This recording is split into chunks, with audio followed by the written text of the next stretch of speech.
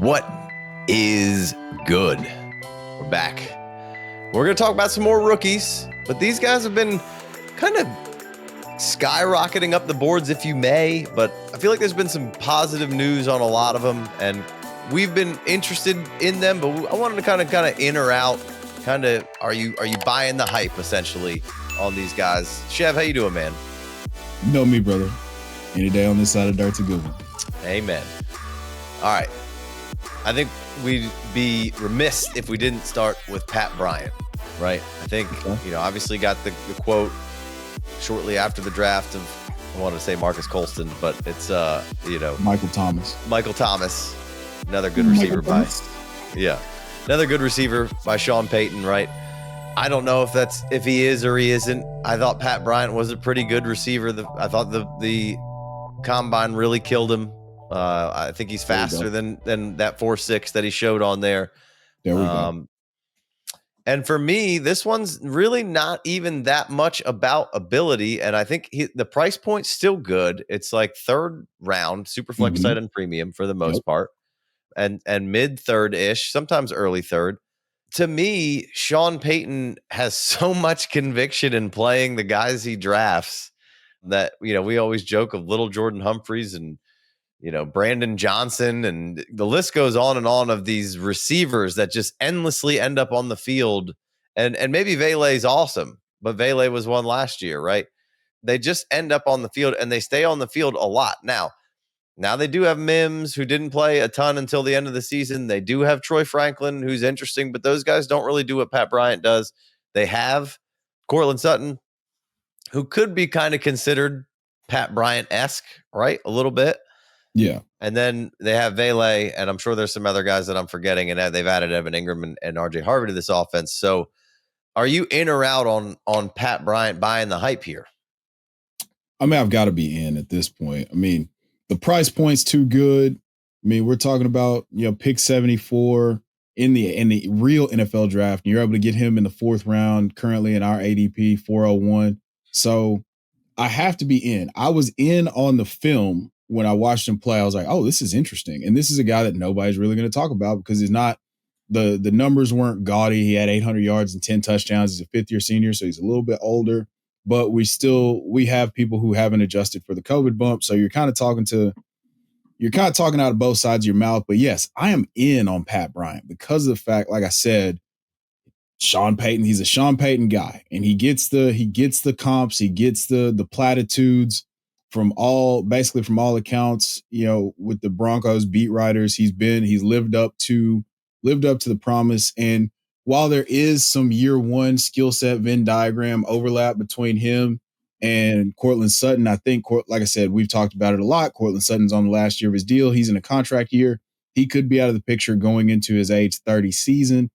And so that leaves us with Pat Bryant to fill that role. So yeah, I'm unequivocally in on the price point and, the draft capital and the landing spot for Pat Bryant. Yeah, like you said, 4-1. And in the handful of drafts I've done so far, he's usually mid third, where I kind of have seen him go off the board a lot. But 4-1 is a great price point. That's our FFD ADP rookie mocks. We're still pumping out 6 to 10 of those a month, so this is current. But yeah, I'm very much in on that 4-1 ADP, and that's really what this is about, right? When you start to get into these later rounds, like what's the price point, and Pat Bryant at the fourth or anything, mid third or later, very much interested in. And really, like once you kind of get into the mid third, I'm taking Pat Bryant. Now look, we're gonna talk about Jaylen Royals later. If Jaylen Royals is there, I'm taking Jaylen Royals all day long. But then there's really not that many other receivers that I'm all that interested in at that point that I would take over Pat Bryant. Again, mostly because I think the fortitude of Sean Payton to keep his receivers on the field very much intrigues me. And I think he's going to get some run this year. Maybe it's not plenty, but I think we'll see him. Is it going to be Vele out there? Are Troy Franklin and Mims fighting for a similar spot? I don't really know exactly what the deployment's going to be like, but Pat Bryant also got deployed and was able to win at different spots in the alignments, right? It wasn't just primarily out. It wasn't just outside, although I think he, kind of highlights at more of an outside receiver, right? Yeah. I mean, he's, again, lots of skill set overlap between him and Cortland Sutton. Cortland Sutton, prototypical outside X wide receiver that has the skill set to do other things. I mean, he's able to run and win on end breakers and contested catches. The last couple of years, we've seen him score 18 touchdowns. That seems sticky. Pat Bryant scored 10 touchdowns his final collegiate year. So we'll see if the contested catch role is one that he continues to thrive in like Cortland Sutton has. But like I said, this might not be a 20. Again, people are looking at this offense and saying, oh, yeah, where does Pat Bryant fit in? It's probably going to be behind Evan Ingram and RJ Harvey and Cortland Sutton from a target perspective in 2025. But then one of those guys, if not both, move out of the way in terms of Cortland Sutton and Evan Ingram going into 2026. And you've got a free Pat Bryant there just waiting to become an appreciating asset on your bench. Yeah, I like it. All right, let's keep it moving here. Actually, before we move on, I think all these guys, I think we'll just do a quick rapid fire. Let's go Jalen Noel, Pat Bryant. Oh, I'm going Jalen Noel. Jalen Noel as well for me. Shedeur Sanders, Pat Bryant. I'm taking Shedeur. You're taking Pat Bryant. Alec Ayomanor as the Titans jersey hangs in the back, or Pat Bryant. Pat Bryant. Devin Neal or Pat Bryant. I know that pulls both of our heartstrings. 50-50. I'm with you. I can't give you a real. My heart says Devin Neal. My head says take the better draft capital and the guy who we have a solidified role for in Pat Bryant. Yeah, I like it. All right, let's keep it moving. Another guy who is we've spread the good word of the good Lord about all off season long. Brashard Smith. We've loved this guy the whole time. Now, just because somebody doesn't hit what you want them to be in the projection of how you were talking about these rookies coming out, you adjust for where they got picked. Look, Brashard Smith went in the 7th round, but it could have been worse. He could have went to a terrible situation. Instead, he goes to the Kansas City Chiefs, right? And we've been talking for months. You've been talking for a while. We love his receiving prowess. We loved him as a running back in his first really big stretch of being a running back when transferring from Miami as a wide receiver to SMU as a running back, right? Mm-hmm. But then we kind of go back a few years to that Jerick McKinnon-esque role for Brashard Smith in this offense, and that's a real possibility for him in this offense, especially his rookie year, as we figure out where Pacheco's at coming back from that injury, right? We see where Elijah Mitchell kind of fits in here. We see what the Kareem Hunt role is, but none of those guys really do all of the things that Brashard Smith can do. So that makes it intriguing. Now, the odds are fairly stacked against him in the numerical nerd categories of, being a 7th round pick and all that jazz, but I throw that shit out the window once we're past the 3rd round anyway. And I really throw that shit out the window in general. It's a nice guideline. But when you do the work and you see the tape and you like the situation, then, I'm okay taking Brashard Smith, anywhere from mid-3rd on back. We'll be back with more FFD after a short commercial break. If you're as serious as we are about Dynasty, you gotta be playing on FFPC. They are now the proud home of over 2,000 Dynasty leagues, and not a single league has ever folded. Incredible. Drafts are kicking off every day, so go over to myffpc.com and take your game to the next level. New users get $25 off their first league using code FFD. Holler at your boys. I mean, I've been very vocal about this for quite some time, and I've been saying since post combine that I would love to see him in 2 places: Denver, the Joker role, pass catching role for Sean Payton, or in the Jerick McKinnon role. And you can go fact check me on this. It's all over my TikTok and my Twitter X, whatever. I've been saying this for months now that I wanted him in Kansas City in the Jerick McKinnon role. So now people are getting hip to it. I'm thrilled about it. This is his first year playing running back. He comes out, he scores 17 touchdowns, has over 1,600 yards from scrimmage. He's a stud in the ACC championship against that loaded Clemson defense. And then he goes out, he runs a 4.3. He says he's going to work out at both positions, running back and wide receiver. And what do we know? He goes to a team that has a history. They don't care who the best, who's got the best draft capital. the one thing that we know about the Chiefs organization is they're going to put the best player that helps them win on the field.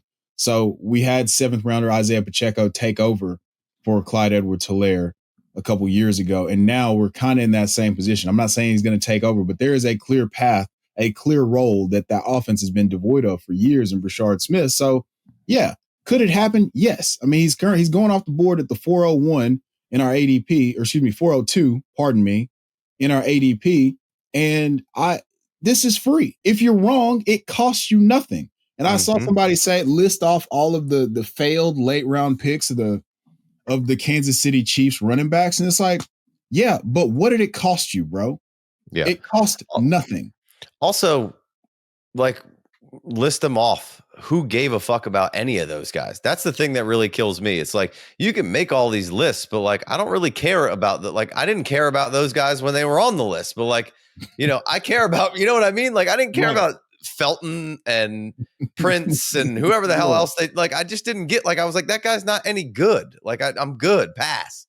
Right. So like for me, it's like when you do the work and you're like, oh, Brashard Smith's really good. Oh, and he landed here and the pick wasn't where we wanted it to be, but that's okay. Like, he's not those guys. So that's why I don't care. Like, we can crumble that all up in a ball and kind of throw it away. All right. Brashard Smith or Woody Marks? Brashard Smith. You knew the answer to this question, you bastard. Leading the witness. Brashard Smith or Jaden Blue? Brashard Smith. Woo! Oh, here we go. Brashard Smith, Jarquez Hunter. Brashard Smith. All right. Brashard Smith or Pat Bryant? Brashard Smith. Whoa! Oh, doggy. All right. Brashard Smith or Jalen Noel? Fudge cracker. Jalen Noel. Yeah. You at least got to say that one. Yeah. I love both of those guys, so it doesn't really, it didn't hurt me either way. But yes. I would take Brashard Smith over Hunter. Blue, it's a toss up. I just because there's a opportunity for a number one role there is interesting. I think Brashard Smith is hands down a better player than Blue. That's kind of where I am too. Yeah. But there's a big opportunity there and a good offense, or at least an offense that can score 30 points a game. Right. So that's relatively close there. I would probably edge out Smith to Blue there. So that's about kind of where I'm at. I would take. This is the cheapest option you can buy in this. It's the cheapest option you can buy in the Kansas City offense. And Yeah. All right. Why wouldn't you want that? And again, we've been high on Brashard the whole time, and now everybody's coming around saying all these things, and it's just funny. It's just nice to be first. A lot of time is a flat circle. That's right. We got Dante Thornton coming in as the next player, getting some hype, getting some love. Now I've completed 2 rookie mocks in the past 10 days. Thornton went at 412 and not at all in the other one. So not completely juiced up yet through the mocks, but in NFL talking circles and when we get into the real camp situation, I don't think it'll be long before you see some bombs from Thornton to kind of match this propaganda that we're getting right now. And we see a big full round or 2 tick up in Thornton's expectations here or ADP as far as rookie drafts. And I know some people are like, rookie drafts happened already. Like, everybody doesn't fucking rookie draft the second fucking the NFL draft over. The weekend after the NFL draft. Like, we're all sickos, guys. You understand this. You're listening to this. You're listening to late round sleepers in July for Dynasty. You're a sicko. Welcome home. Yeah. So we don't necessarily need to hear about you guys talking about, oh, well, my rookie draft was 2 months ago. This is for the people, the normal people who want as much information as possible before they draft these rookies because they haven't done months and months of research or been listening to us. Right. So this is for the new people. Just feel free to educate people in the comments without being mean to each other. Yeah. Okay. About what's going on here. Listen, I do this nonstop.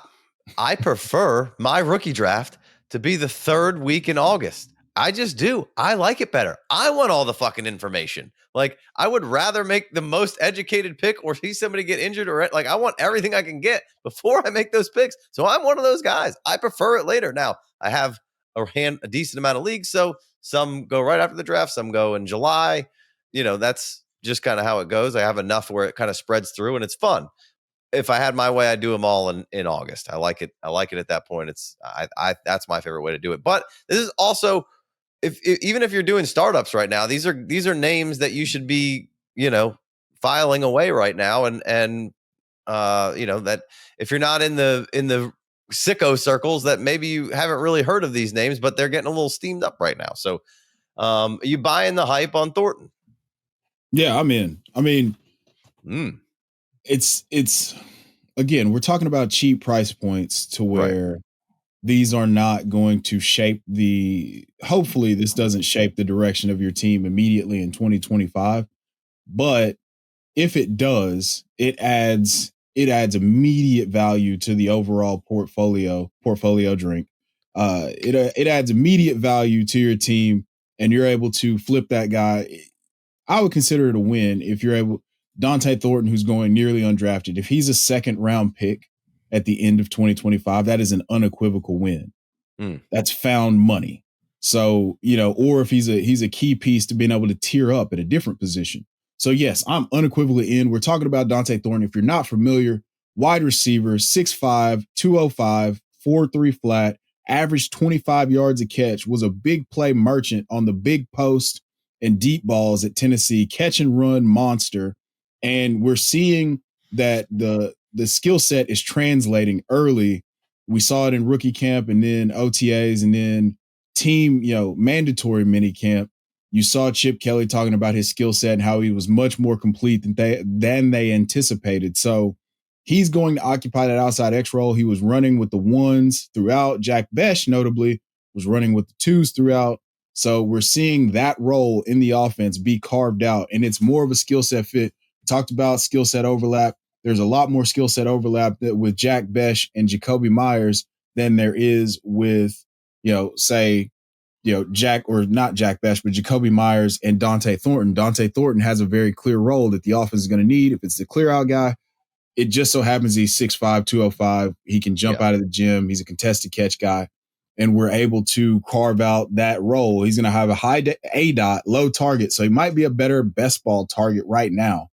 But again, the skill set lends itself to him being more of a big play, down the field. Yeah, he's going to make his week with one or two plays, it looks like, in 2025. So at that point, take the tools guy, because it's not costing you anything, and that's found money that you can immediately flip and profit. Yeah, I feel like he's coming right in and maybe taking like a Trey Tucker role.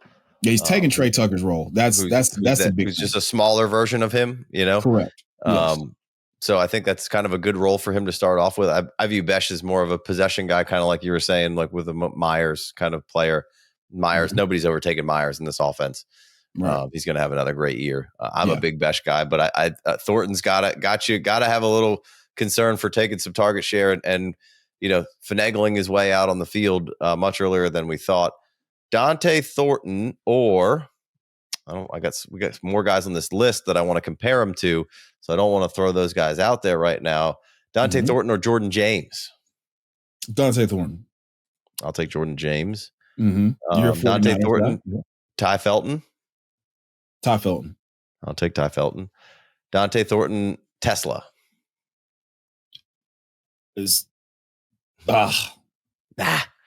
I'm gonna go Dante Thornton. I know that's not a popular pick, but I'm going Dante Thornton. I absolutely hate the way that the outside X receiver was used kind of as a sacrificial X back in the day when it was Josh Reynolds. Now it's Isaac Tesla, who's super toolsy, but it doesn't really lend itself to fantasy. I'd like to take a shot on the unknown. We've already got two established pass catchers in Detroit that are either there to stay or at least there for quite some time. Last one, Xavier Restrepo, Dante Thornton. Dante Thornton. Ooh, quick one. Yeah. Lot of love for Restrepo right now. Not so much with Shevdor Sanders. Shedeur Sanders. Shevdor Sanders. Not so much. Not as much love with Shevdor Sanders, huh? Not as much love in the Shevdor circles. The Quantum of Chevis does not love Xavier Restrepo. Okay. All right. Let's go. Harold Fannin Jr. the third. Well,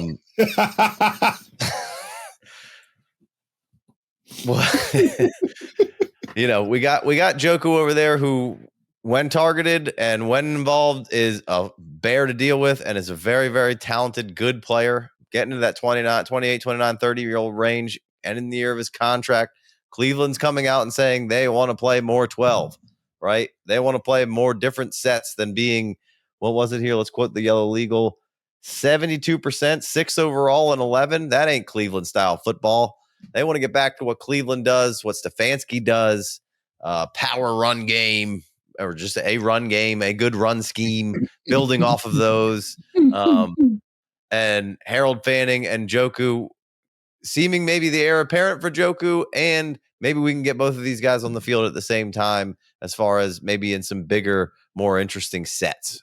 In or out, buying the hype, Harold Fannin Jr. Oh, in. So it seems like we're in on I'll let you guys in behind the curtain. These are all guys that we kind of like. So we're gonna be in. Just the general public's been steaming them up. So we just want get a fun little nugget in July to talk about. So in on Fannin. Yes. So we were all, so just again, another instance of time being a flat circle. We were all in on Harold Fannin. He had the record-breaking season. He finished third in the Biletnikoff voting. It's like the highest ever for a tight end, if I'm not mistaken. And then he goes to the combine. He runs a bad 40. All the agility metrics are still incredible. He's just not, if you watch him, he's just an awkward, clunky runner. But the movement is, he's able to get open. Mm-hmm. And I mean, you saw him be able to get open, in high leverage situations, Penn State, Texas A&M. Mm-hmm. Now he goes to a place where we know that they can use the tight end, regardless of what you think about, the passing game. David Njoku still had 8.5 targets a game last year. It was around 15 expected fantasy points, full PPR. So if he's out of the way, David Njoku in the last year of his contract, we're taking David Njoku, one of the most athletic tight ends, and then taking another guy who's very athletic for the position, and then assuming that he's going into that role. And they're running 12. They've done 12. They've run 12 for quite some time. The only issue is when they were running 12 before, the other tight end was like Harrison Bryant, Mackey Award winner, by the way, but it just hasn't turned into anything. So while I don't have the highest expectations, I mean, he's going off the board. Harold Fannin is going off the board at 307, I believe. And that's enough. That's cheap enough for me to be able to be, 308, excuse me. Going off the board at 308, thrilled to be able to click that button. Yes. At 308 with guaranteed, history of tight end production in the landing spot. And I loved his film and the way that he performed. Yeah. I'm in simply because that jersey color scheme seems to really get a lot of people down, and we know Harold Fannin already can perform in said color scheme. So, I mean, we just connecting dots. Hey, he's an Ohio kid hanging out in Ohio. That's right. Just as time is a flat circle. All right, Fannin or Jalen Royals? Gross. Jalen Royals. Fannin. I'm gonna take. I've recently moved Fannin up a little bit. I have him right there with Jalen Royals. I'm going to edge him in tight end premium over Royals. I think you're going to what? Edge him over Royals. I think that's the wrong decision, and I'll probably bump that back. But right now, for this show's purposes, I'm giving Fannin a little more extra love here. So, in. Okay. In it. All right, Fannin or Shedeur Sanders? I'm going to go Shedeur. Fannin. The Fannin. Alec Ayomanor, Fannin. Pat Bryant, Fannin. Pat Bryant. I'm taking Fannin over them all. All right. Oh, wow. Alec Ayomanor, Fannin. Pat Bryant, Fannin. Pat Bryant. I'm taking Fannin over them all. All right. Oh, wow. Let's keep it moving. If you're looking for more FFD, Sign up for a Patreon or YouTube membership and get access to the ADP, Dynasty rankings, the rookie draft kit, and extra shows every week. Let's go. Jalen Royals had some good camp love, looking real spry out there. Now comes in a position where he's fourth guy off the bench right now for the receiving core for them. Injuries happen, things happen. I just really, really, really like the player. I think if he wouldn't have got injured, he would have had a ridiculous stat line to end the season. Already still had a good stat line through 8 games. He's one of my favorite players in this draft. Again, lands in Kansas City. So for me, I've got him pretty high. I've got him over Harold Fanning, just in case you were wondering. So I'm a big Royals guy. I think he can do a lot. I think he's a perfect fit for this team. I think they've been doing a really good job of drafting stylistic receivers who fit the roles that they kind of want to have played in there. I think you get another good run after a catch guy with Royals who can win vertically, a la Rashee Rice-esque. And I think he kind of fits that same mold as Rashee a little bit, and how he can play and what he can do for them. I think he's a little stronger, like body wise, as far as in after the catch. But he can get it done in traffic, and I think he can get you vertically pretty well. He's really good at stacking a defender and getting downfield. Yeah. I mean, he was on pace for a monster senior season. We've been big Jalen Royals guys. Austin comped him early on in the process to Rashee Rice. Had another buddy of mine, Mike, compare him to the high end, the ceiling comp, the highest of high end outcomes was AJ Brown for him. And like, if you look at it, you can see that he has all the movement skills. He was a demon from the contested catch perspective. He's 64% contested catch rate. He was generating crazy yak. They were just creating opportunities for him. Then he goes to the Senior Bowl, and then he shows you that it's not just I can run after the catch. I'm a creative route runner. I've got multiple packages of releases, and that was fresh off the injury that cut his season short. So he said he wasn't at full speed, at full health then, but very similar to Rashee Rice, even at the collegiate level. Rashee Rice was basically like an outside X wide receiver that was just doing like just boundary X stuff. And Jalen Royals was lined up outside 80% of the time, 80% of the time on his snaps at Utah State. So, and then just creating after the catch and then doing real receiver stuff. So there's, again, you've heard me say this now 3 times, skill set overlap. His skill set and Rashee Rice's skill set mirror each other very closely. And with the pending legal trouble that may be coming Rashee Rice's way, Kansas City did this same thing a few years ago where they drafted a speedster in the event that Tyreek Hill was going to miss time for some off the field stuff. So we've seen it happen before. Hopefully it works out better than it did with Tyreek Hill and Mecole Hardman. This might be more of a mirror image type thing. We're both big Jalen Royals guys. I love Jalen Royals. I'm really excited about him. I think that this was a great landing spot. Yeah. All right. Royals or Knoll? Royals. Royals or Fannin? Royals. Royals or Tootin? Royals. Same. Royals or Scatabo? Royals. Ooh. I want to say it, but I don't want to get in trouble. So I will say it. I will say it to everybody who's talking about the, Cam Scatabo's going to real money drafts at the 109. I don't give a shit. Give me Jalen Royals. Give me a hell yeah. Give me a hell yeah. All right, we're going to go speed round here through these last couple. We got Oronde Gadsden, which we've squeezed him in every spot we possibly could, getting all sorts of good pub. Of course we're buying. Why wouldn't we be? Chev, why are you buying so much into Orande Gadsden Jr.? What, dude? Okay. All right, hold on. I got too excited. You're asking, I rarely get asked why, and I just have to give all the reasons why, because he's a 5th round tight end, and 5th round tight ends, the only one that's ever been anything was George Kittle. So I'm excited to give all the reasons. One, the most contested catches of any tight end prospect in this class, including the great Harold Fannin Jr. He's a converted receiver with NFL pedigree. He had 900 yards in his breakout season. Then he got injured. Then he comes back again with 900 more yards with Kyle McCord, who's Philadelphia Eagles quarterback. So he's put it on tape in every single way imaginable. Then the Chargers the Chargers jumped up they gave up 2 6-round picks to jump up into the 5th round to get him. You listen to the draft call, you heard like, hey, we have a need. We have a role that you can come in and fill immediately. Then we get to OTAs and it's like, oh, not Harold Fannin Jr., Oronde Gadsden II is standing out. Then you have Jim Harbaugh unprompted just go on a 3-minute rant about how good I did it again. How good Oronde Gadsden II is. And then you have the tight ends coach talk about, hey, he's so much better than what we thought. He's ready. He's willing. He wants to be a 3-down complete tight end. Now, does that ever happen with him being 240 pounds and being more lean and a former wide receiver? It's possible.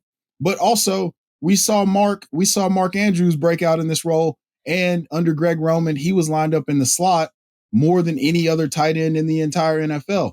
He blocks less than almost every tight end in the NFL. So if you have the one thing, Steve Smith said they don't pay jack of all trades, they pay craftsmen.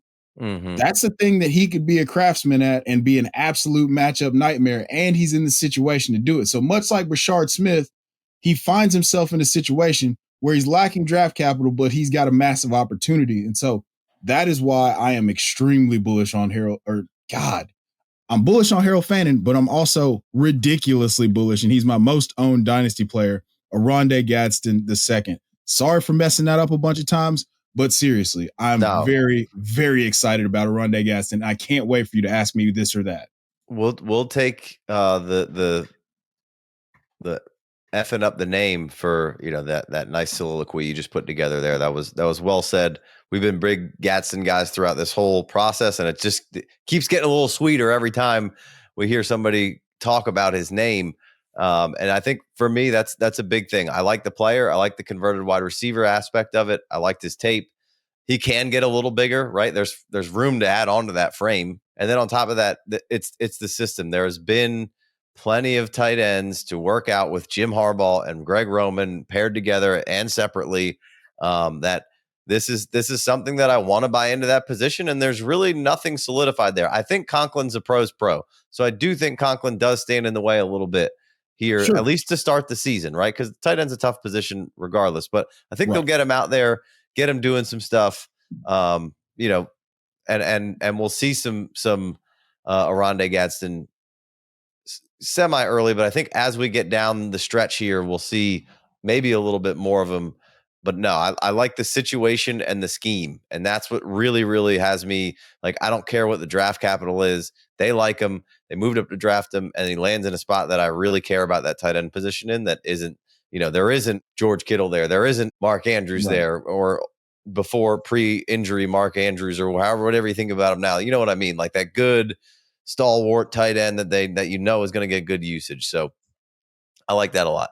All right, we got 2 more. We'll move quickly along here to end this one up, or to wrap this one up, rather. We got Tory Horton coming in. He's 4'11" in our ADP right now. He's one of my favorite players as far as late round guys. Between him and Oronde Gadsden, it's always tough for me to pull that trigger. Now, tight end premium, I could definitely lean a little bit more into the Gadsden, but Tory Horton's interesting because very good receiver. I think if he would have came out last year, I think his draft capital might have been a little higher. He got injured coming out of his final year going back to Colorado State, right? Seattle doesn't really have this type of receiver profile on the roster right now. And he can kind of get out there, give you maybe more of a prototypical X. He can stack you up and win vertically. I think he's just a good all-around receiver. Cooper Kupp is going to be there. Cooper Kupp's there. He's probably going to be on the field a good bit, regardless of how you think it's going to fit schematically. We know Kubiak, the scheme's going to go from a lot of 11 to more of a 2 tight end sets. There'll be an 11, I'm sure some, and below league average though, I bet. But he's somebody who's very cheap, who's been a really productive receiver at a reasonably high level in college, and he was kind of a sleeper last year, and I think he's a super sleeper this year. And I again like the landing spot quite a bit. That there's just no dominant X there and JSN is a very good. I'm not saying JSN isn't a dominant receiver, just the role to be played, I think Tory Horton profiles better as just that X receiver, full time sort of, if that makes sense. Yes. So basically, I think what we're saying is that we prefer him to win the job over MVS. There's a role for him to be on the field full time early on. Yeah. And then you can get Ricky White super cheap. I really actually like both of those receivers a good bit. And then to end it, we got Croskey-Merritt, and then I will go back. I know you wanted a little Oronde Gadsden this or that, so we'll get in there before we leave. Croskey-Merritt, Washington Commanders. Some love there coming in from Arizona, right? Wasn't able to play his final year, right? Had some eligibility issues, but been productive. And then he went to a Shrine game or whatever it was.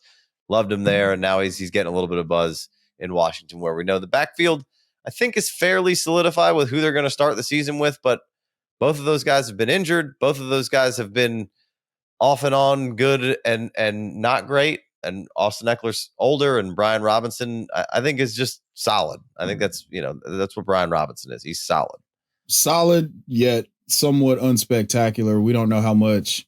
I mean, if this was prime Austin Eckler, we wouldn't be having this conversation. Of course. But, I mean, he had to go on the IR last year. He had 700 total yards. He looked good in spurts, but the days of him being a fantasy RB1 are over.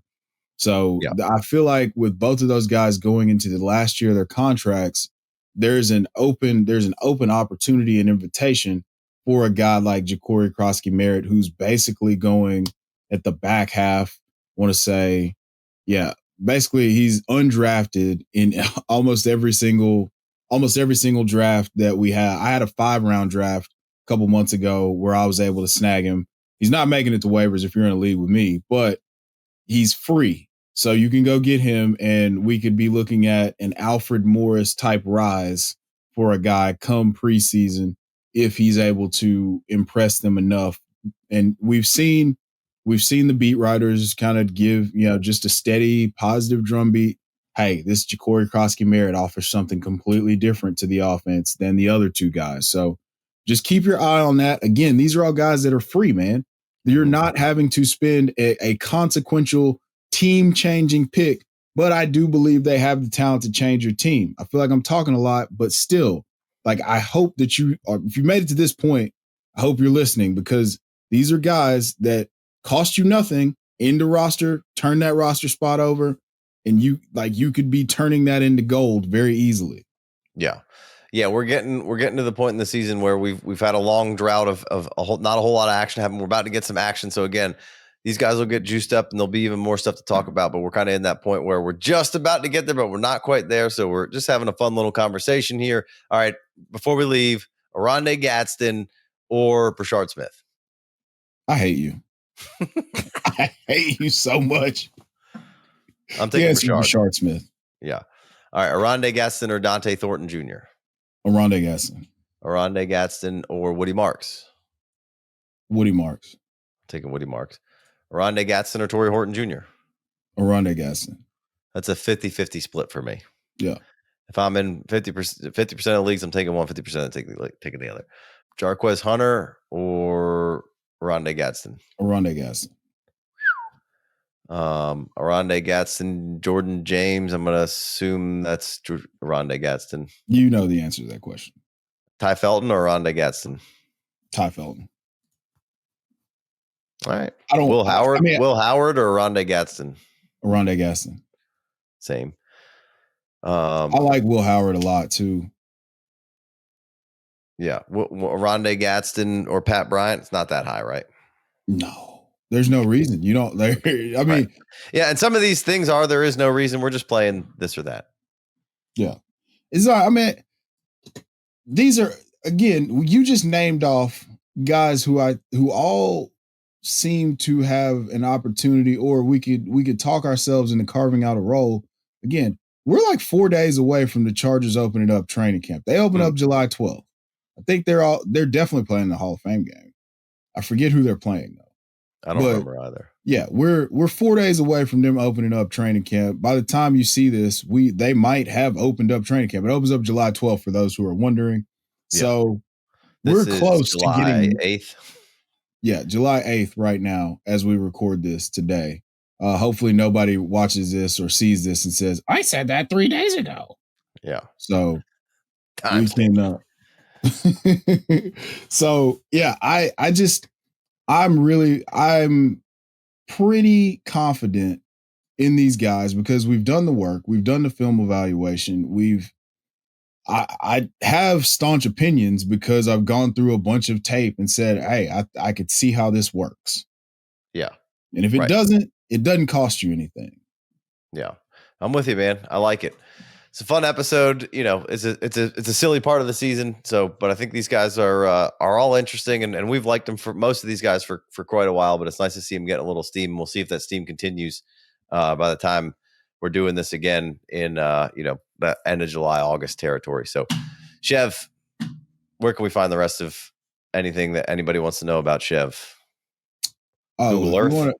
I have my autobiography is available on my OnlyFans. It's The Legend of the Handless Clapper. You can also No, I'm kidding. You can find everything on the Twitter Xverse at Chev90. The link tree's there, Quantum of Chevis. And then also you go download the League Champ app in the Google Play Store and the App Store. Yeah, appreciate you guys. If you want more of us, you can head over to the Patreon. We got plenty of stuff over there. We got mocks, we got ADP, we got rankings for anything and everything. Just about. We'll have redraft rankings probably coming over there, and we got redraft ADP that just dropped. Redraft channel dropping soon. Maybe by the time you see this, it might even be out. So appreciate you guys. Until next time, peace.